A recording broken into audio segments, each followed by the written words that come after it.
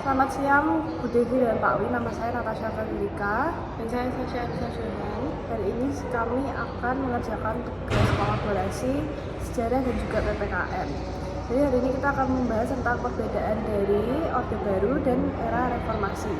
Perbedaan lembaga-lembaga negara pada era Orde Baru dan era Reformasi sangatlah mencolok, mencerminkan perubahan besar dalam sistem pemerintahan Indonesia. Era Orde Baru yang berlangsung dari tahun 1966 hingga 1998 ditandai dengan pemerintahan yang terpusat dan dominasi kekuasaan presiden.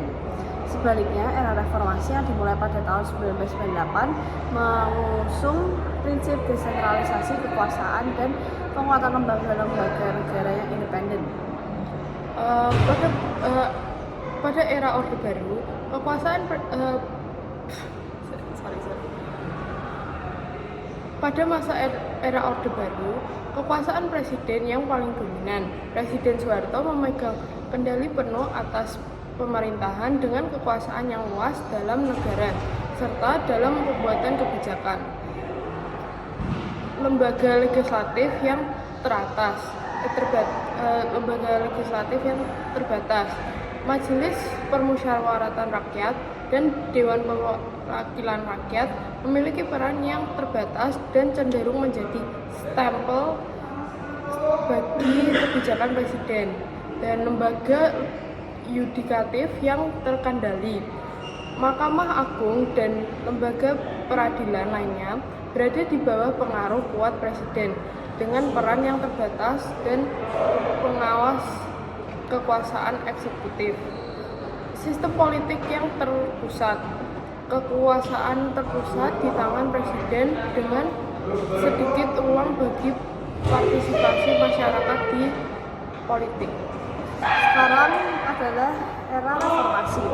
Desentralisasi kekuasaan yaitu merupakan kekuasaan yang dilimpahkan kepada daerah melalui otonomi daerah, memberikan wewenang kepada daerah untuk mengatur dan mengelola pemerintahannya sendiri. Yang kedua, penguatannya lembaga legislatif, yaitu DPR memiliki peran yang lebih aktif dalam mengawasi pemerintah, membentuk kebijakan dan menyetujui anggaran. Lalu, penguatan lembaga yudikatif, yaitu Mahkamah Agung dan lembaga peradilan lainnya yang memiliki peran yang lebih kuat dalam mengawasi kekuasaan eksekutif dan legislatif, serta menegakkan hukum secara adil dan independen. Lalu sistem politik yang lebih demokratis yang terjadi pembukaan ruang bagi partisipasi masyarakat dan penguatan demokrasi dan kebebasan berpendapat. Nah, pada perubahan ini ada signifikan yang tidak hanya tercermin dalam sistem pemerintahan, tetapi juga dalam kehidupan masyarakat. Era reformasi membawa angin segar bagi demokrasi dan kebebasan di masyarakat dan media yang independen.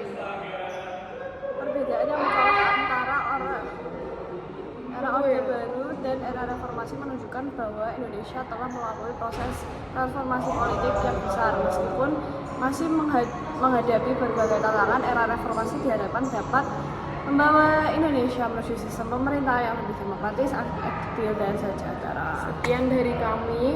Terima kasih.